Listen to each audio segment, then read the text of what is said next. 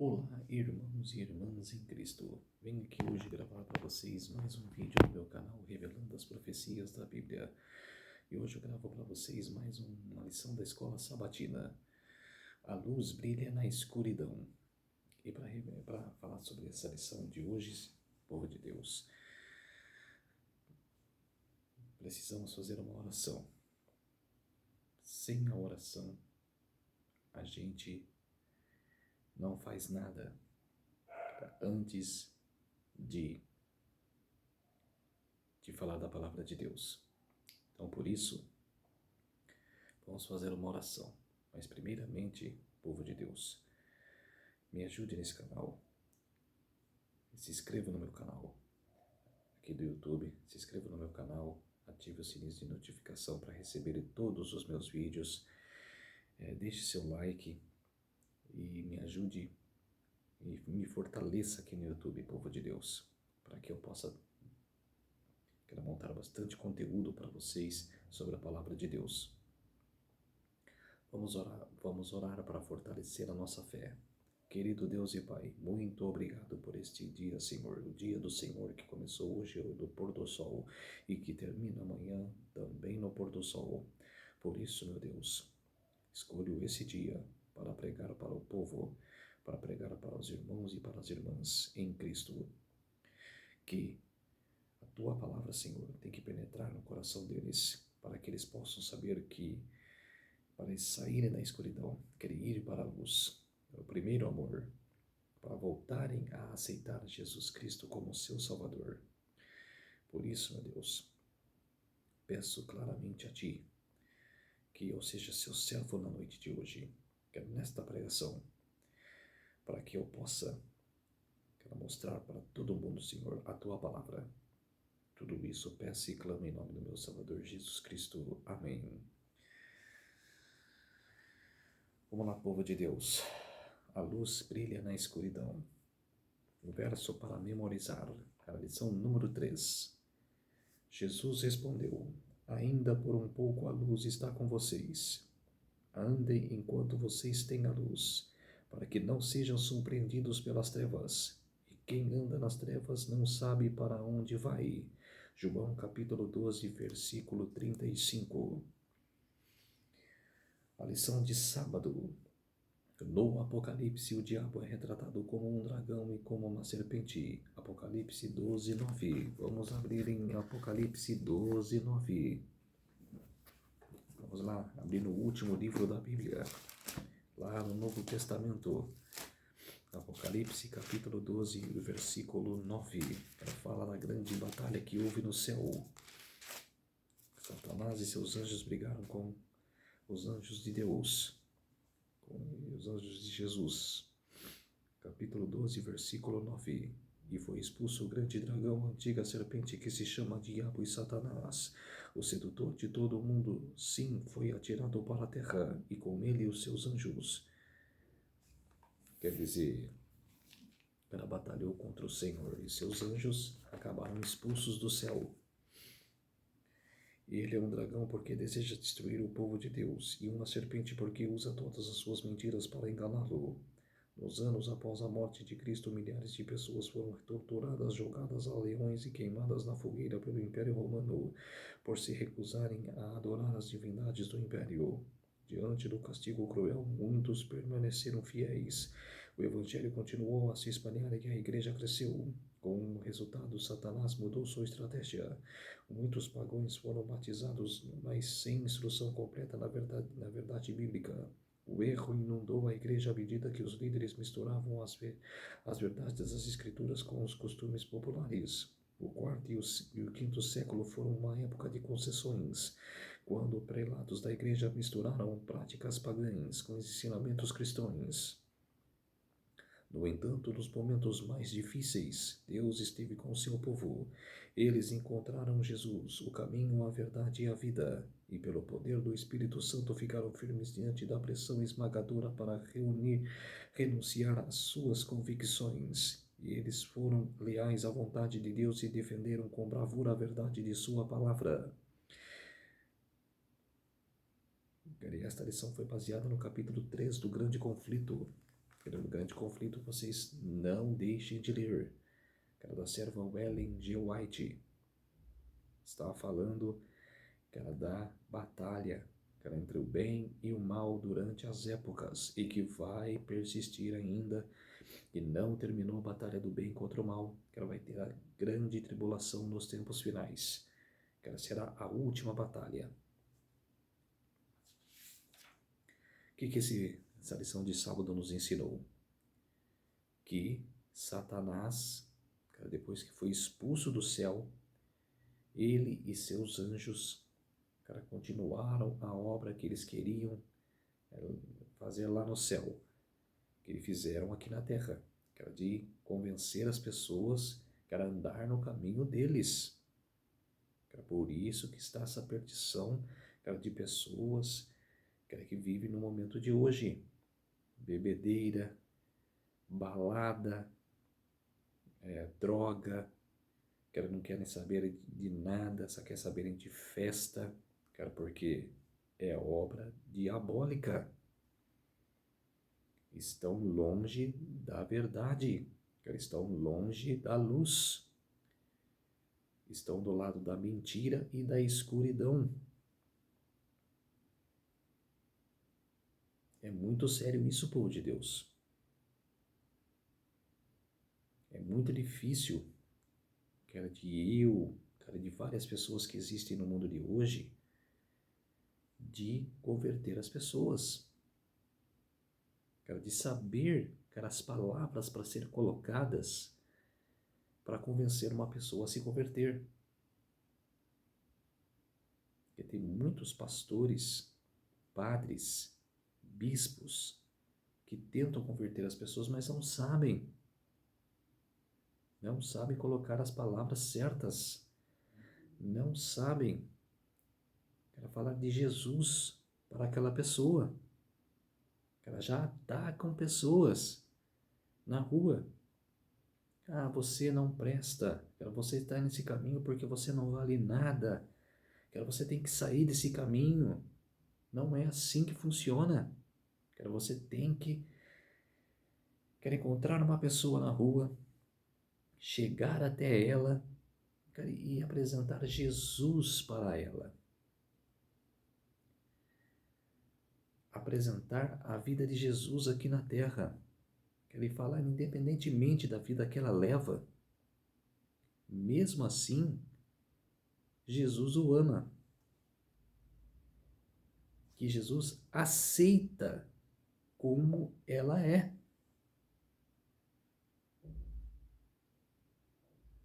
E vai explicando mais sobre o Evangelho. Aquela pessoa precisa saber de Jesus. Primeiramente, não atacar as pessoas. Tem líderes que precisam aprender muito para saberem respeitar as pessoas, respeitar o momento e as decisões das pessoas. Então o diabo está fazendo, cara, a cabeça das pessoas, cara, em trevas.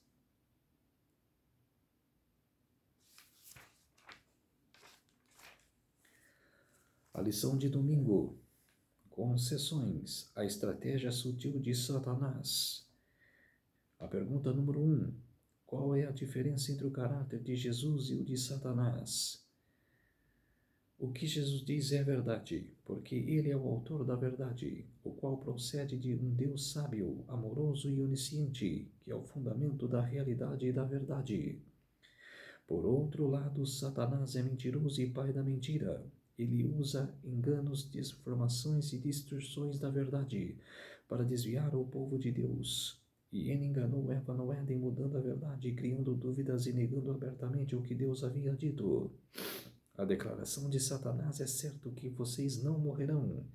Foi uma contradição das palavras de Deus ao longo dos séculos. Satanás tem usado a mesma estratégia. Elimina a confiança na palavra de Deus, contradiz a vontade divina revelada e altera as escrituras. E às vezes cita a Bíblia de forma errônea quando lhe é conveniente.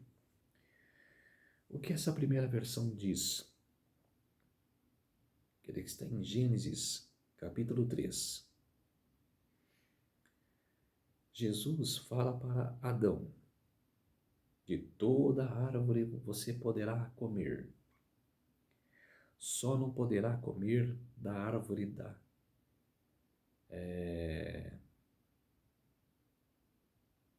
do poder do bem e do mal. Só não pode comer daquela árvore, do conhecimento do bem e do mal. Ah, tá bom. Adão entendeu. Era o plano do Senhor.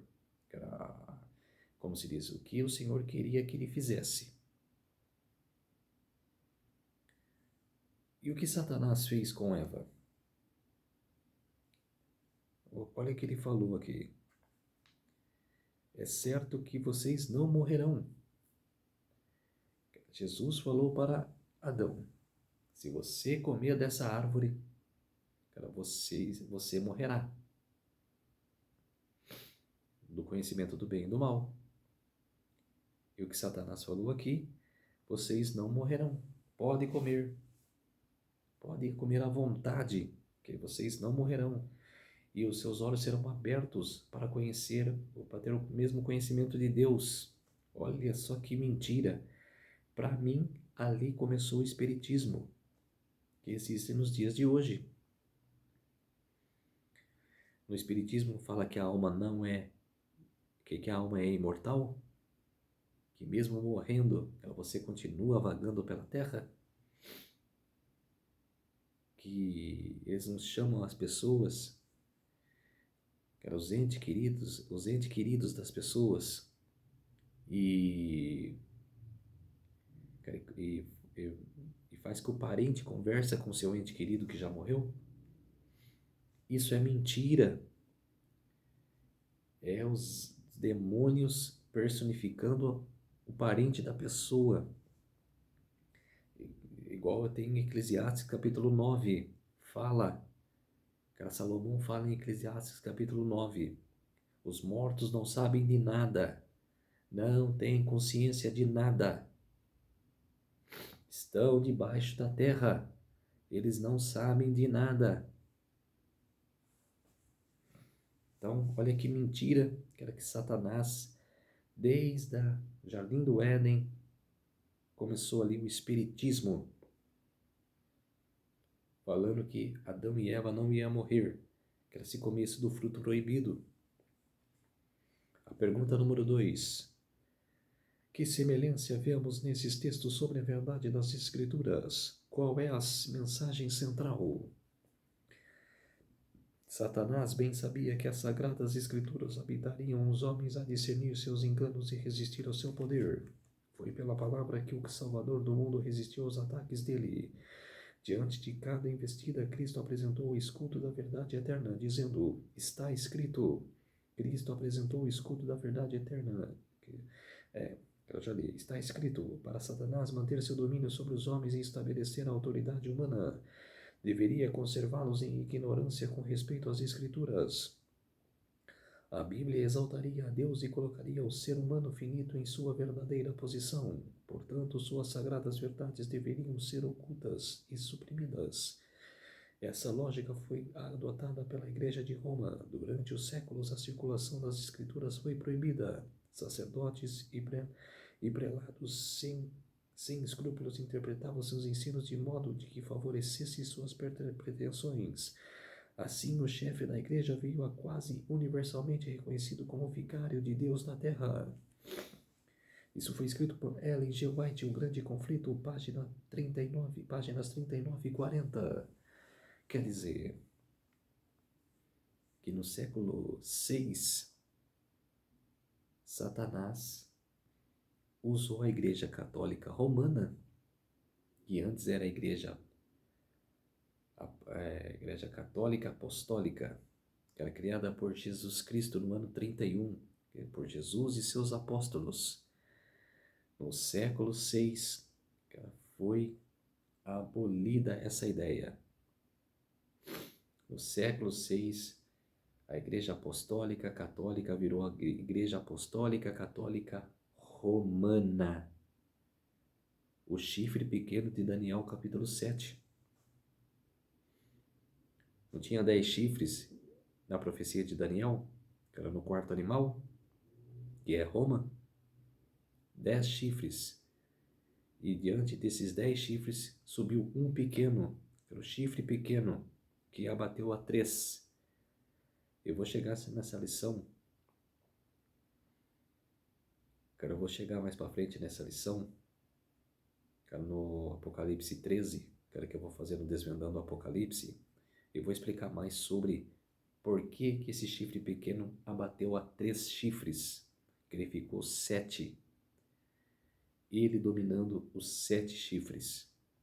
Cara, eu vou explicar tudo isso no Apocalipse 13, quando chegar no assunto do Apocalipse 13, lá no Desvendando o Apocalipse, que é o que eu estou fazendo junto com a lição do grande conflito. Cara, eu vou explicar o porquê que o chifre pequeno abateu a 3. E que ele pôs, cara, no capacete, na sua cabeça, que era o vigário, filho de Deus. Quer dizer, uma blasfêmia. E a pergunta no rodapé aqui na lição de domingo: de que maneira Satanás tenta distorcer ou interpretar mal a palavra de Deus hoje? Quer dizer, enganando as pessoas, fazendo pastores, bispos e padres distorcerem a palavra, enganando os fiéis verdadeiros, sinceros, de todas as religiões, de todas as igrejas. Em todas as igrejas tem pessoas sinceras. Em todas as igrejas tem aqueles fiéis que são sinceros, que buscam a Deus de coração nas suas orações, mas estão em casa errada. Estão sendo enganados. A lição de segunda-feira: lobos vorazes. A pergunta número 3. Que advertências específicas o apóstolo Paulo deu aos líderes da igreja de Éfeso a respeito da apostasia vindoura? A igreja de Éfeso que eu fiz semana passada, né? A primeira igreja do Apocalipse, que é a igreja de Jesus Cristo e dos apóstolos, aquela igreja pura. O propósito do conselho de Paulo para preparar a igreja para o que estava por vir. Nestas passagens ele descreve sua grande preocupação. Ele disse: depois da minha partida aparecerão no meio de vocês lobos vorazes, que não pouparão o rebanho. Atos capítulo 20, versículo 29. Vamos ler aí. Atos capítulo 20, versículo 29. O que diz lá? Vamos continuar, né, depois dessa passagem.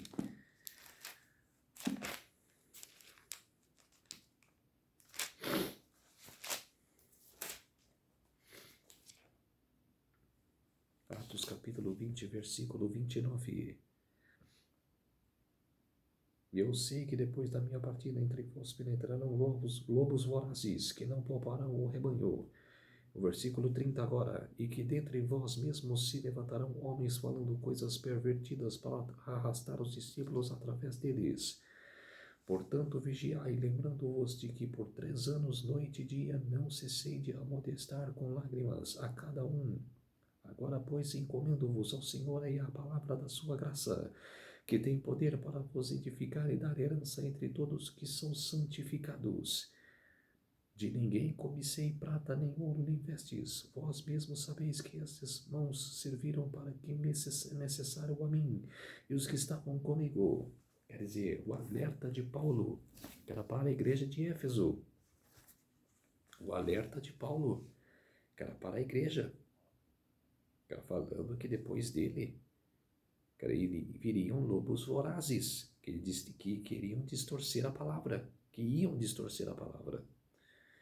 Mas que a igreja lembrasse, que era de Paulo, que eram todos os ensinamentos de Paulo, para não cair na malha fina, que era não cair, que era na armadilha de Satanás. Em outras palavras, os crentes enfrentariam uma perseguição feroz dentro da igreja. Paulo declarou: até mesmo entre vocês se levantarão homens falando coisas pervertidas para arrastar os discípulos através de si. Heresias entrariam na igreja, falsas doutrinas substituiriam verdades divinas, práticas pagãs prevaleceriam. No quarto e quinto século, concessões foram introduzidas furtivamente na igreja cristã, sendo o avanço da missão e a justificativa mais provável. Mais terrível resultado foi o afastamento das verdades da palavra de Deus. Quer dizer, Concílio de Nicéia, Concílio de Trento, quer dizer, os bispos e sacerdotes, que era da Igreja Católica, mudaram a lei. O que fala em Daniel capítulo 7, 25? Vai se preocupar em mudar as leis, mudar os tempos e as leis. Por que os tempos? Olha os meses que existem hoje: janeiro, fevereiro, março, abril, maio, junho, julho, agosto, setembro, outubro, novembro, dezembro. Não tinha na lei judaica. São tudo nomes de deuses pagãos. Todos esses 12 meses são nomes de deuses pagãos. É só você pesquisar, é só você procurar. Cara, não é que estou, cara, como se diz, cara, atacando ninguém, cara, mentindo aqui. Não estou. Procure, veja o que a história conta. O problema do povo é que não vê a história.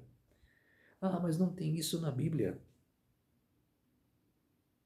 Pega a história, cara, o livro de história, e vê o que os historiadores da época escreveram.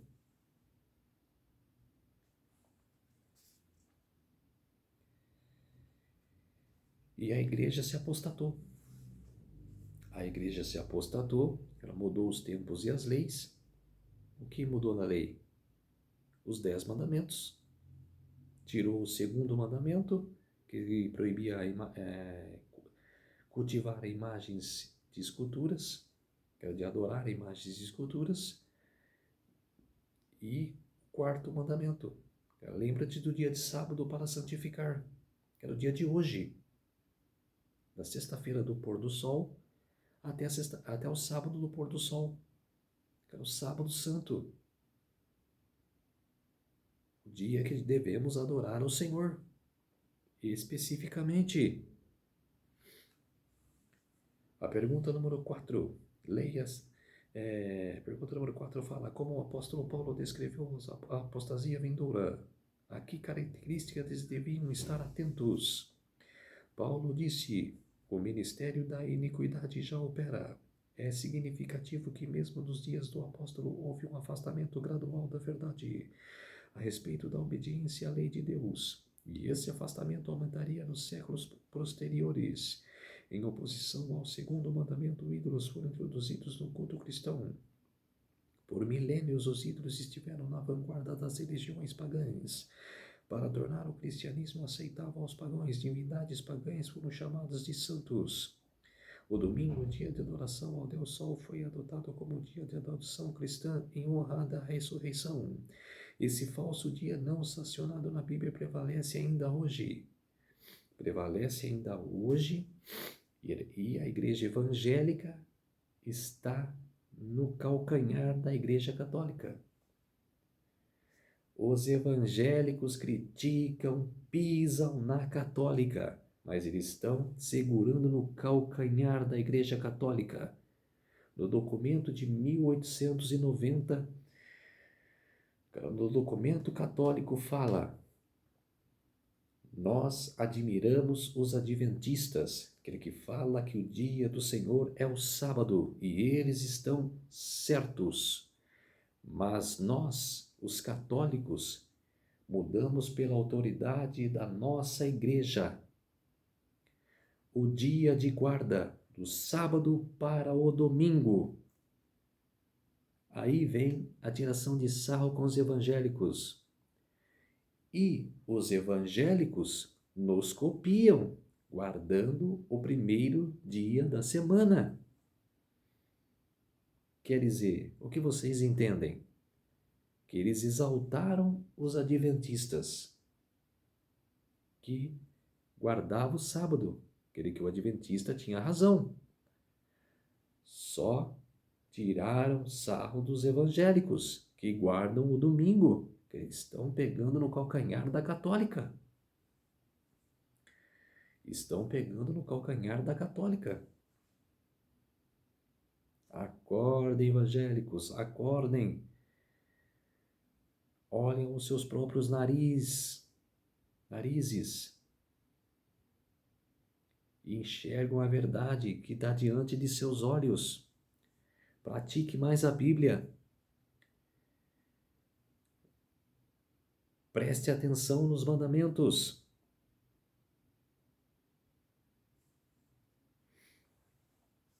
A pergunta no rodapé: que tipo de concessões vemos na igreja atual? Temos misturado verdades com erros. E por milênios, que a verdade está se misturando com o erro. A mentira engole a verdade.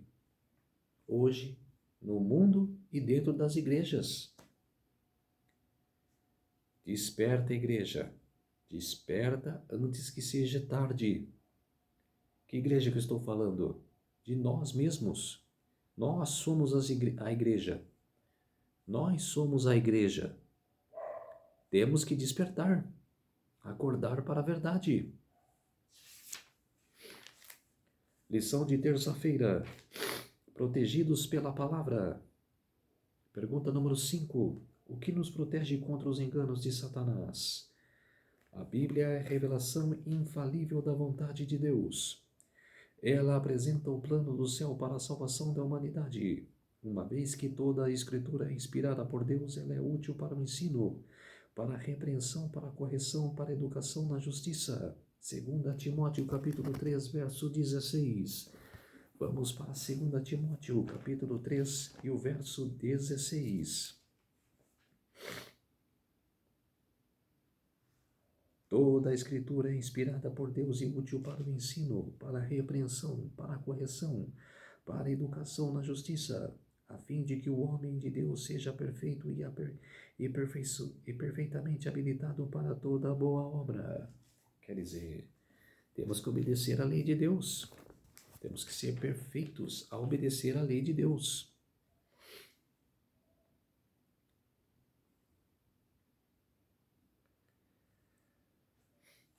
Toda a Escritura é inspirada por Deus. Isso aqui eu acabei de ler agora. Caso contrário, a porta estará encancarada para o engano. Com certeza. Se você não ser perfeito para a verdade, você vai entrar no engano. A Bíblia revela o amor de Deus à luz do grande conflito. Expõe as ilusões satânicas e revela seus enganos. O diabo odeia a palavra de Deus e tem feito todo o possível ao longo dos séculos para destruir sua influência. Afinal, o que saberíamos sobre o plano da salvação sem a Bíblia? Quanto entenderíamos sobre o nascimento e a vida, os ensinos e o ministério de Jesus? Sem as Escrituras, como entenderíamos a profundidade do sacrifício de Cristo, a glória de sua ressurreição, o poder da sua intercessão e a majestade de seu retorno? Essas verdades cruciais são reveladas, ensinadas e enfatizadas na Bíblia. Somente ela deve ser o padrão supremo e definitivo para a compreensão da verdade. Portanto, devemos lutar contra toda tentativa de minar sua autoridade ou inspiração, inclusive daqueles que professam amor à Bíblia, mas lançam dúvidas sobre ela de forma sutil. Tragicamente, por meio dos avanços dos pensamentos modernos, teológicos e cristãos se concentram tanto no lado humano das Escrituras que a Bíblia se torna a palavra do homem em vez de a palavra de Deus.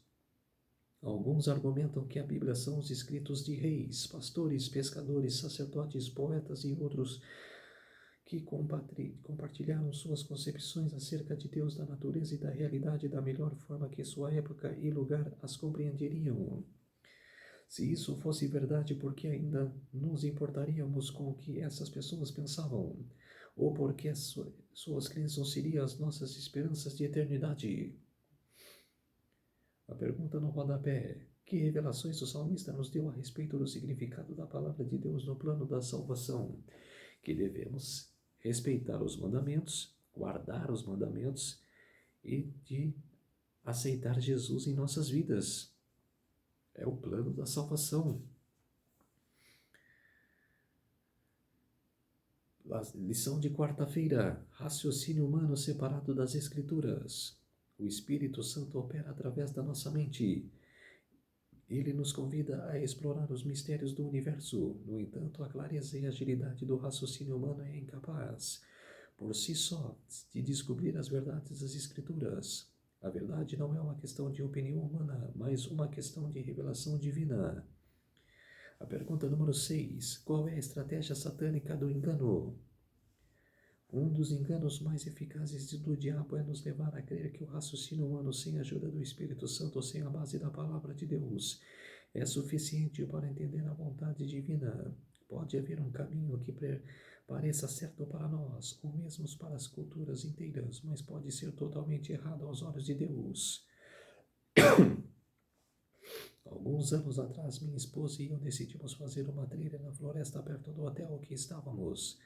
Tenho facilidade com direções e depois de caminhar por cerca de 1 hora estava bem confiante de que era capaz de encontrar o caminho de volta com pouca dificuldade. Mas logo descobri que estávamos perdidos. O sol estava se pondo e eu temia o pior. Felizmente encontramos outros caminhantes que conheciam o caminho. Estávamos pelo menos 8 quilômetros fora do percurso, mais próximos de uma estrada principal. Com o carro deles estavam estacionado nas proximidades e eles nos ofereceram uma carona para o hotel. Descobrir alguém que conhecia o caminho que podia nos levar de volta fez toda a diferença para nós. Quer dizer, é um relato de uma pessoa, né? Cara, de um casal. Deus não nos deixou sozinhos em nossa jornada da terra para o céu. O Espírito Santo nos indica as sagradas escrituras que nos conduz para a casa. Verdade e erro, certo e errado, bem e mal só podem ser corretamente entendidos à luz da palavra de Deus. Aquele que contradiz Deus e sua palavra é erro, e o erro é sempre perigoso. O que está em harmonia com Deus é a verdade e a bondade. Como é importante que façamos da palavra de Deus nosso átrio final da verdade e da moralidade.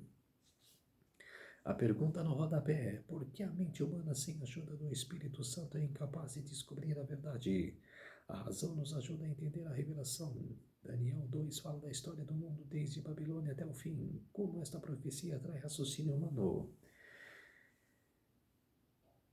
Sem o Espírito Santo, a gente não tinha como entender a profecia. O Espírito Santo nos caminha, para entender a profecia, para entender a verdade.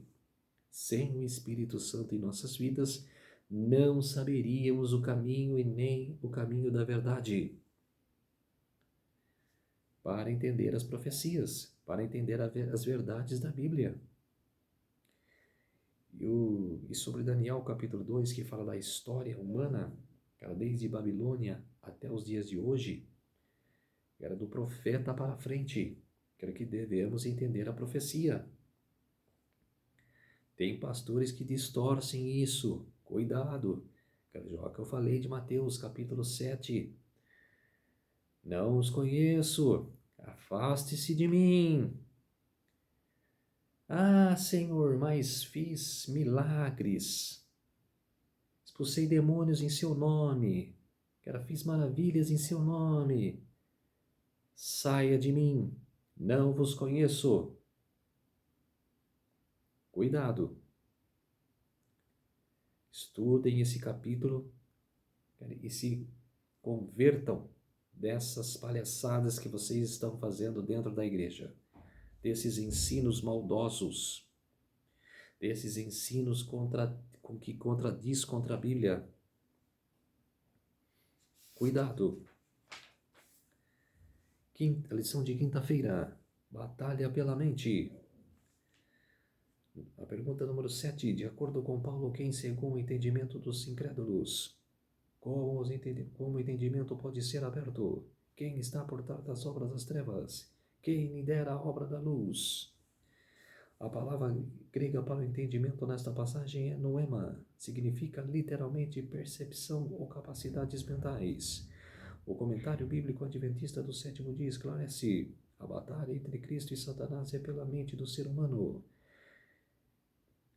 que está em Romanos capítulo 7, 23 e o versículo 25. Romanos 7, versículo 23 e 25, e o capítulo 12, versículo 2, e o 2 Coríntios, capítulo 3, verso 14, e o capítulo 11, verso 3, e Filipenses, capítulo 2, verso 5, e capítulo 4, versos 7 e 8. Leia todas essas passagens que estou falando, não deixe de ler a Bíblia. A principal obra de Satanás é cegar ou obscurecer a mente das pessoas. Ele afasta do estudo da palavra de Deus, ao transtornar os poderes da mente por meio dos excessos físicos e mentais. Ocupa a mente com coisas da vida e apela ao orgulho e à exaltação pessoal.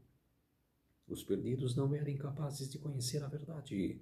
O problema foi que eles não se interessaram em conhecer. Muitos tiveram oportunidades de conhecer a verdade, mas escolheram não crer, e Satanás cegou seus olhos. O reino de Satanás é de trevas. O Evangelho é o único meio pelo qual os métodos e enganos diabólicos podem ser expostos e pelos quais as pessoas conseguem enxergar o caminho das trevas para a luz. Comentário Bíblico Adventista do sétimo dia, página verso 6 e a página 941. A essência da mensagem do Novo Testamento é a vida, morte e ressurreição de Jesus. Ele está no coração do Evangelho e é o centro das Escrituras. Toda a Escritura testifica dele. João capítulo 5, verso 39. A pergunta número 8. Como esses versos descrevem Jesus? Nos primeiros séculos, os crentes do Novo Testamento estiveram comprometidos com Cristo e com aquele que foi luz nas trevas. Eles foram redimidos por sua graça, transtornados por seu poder e motivados por seu amor. Nem a morte quebrou a lealdade deles a Cristo. Eles reconheciam os enganos do diabo através da luz do Evangelho. Cristo sempre teve pessoas que, por sua graça, defenderam a verdade. Nesse tempo, a luz do amor, da graça e da verdade de Cristo brilhou através das trevas. Quer dizer, volte para a luz, povo de Deus, irmãos e irmãs em Cristo. Volte para o primeiro amor. Não fique nas trevas. Voltem para a luz. A lição de sexta-feira, estudo adicional.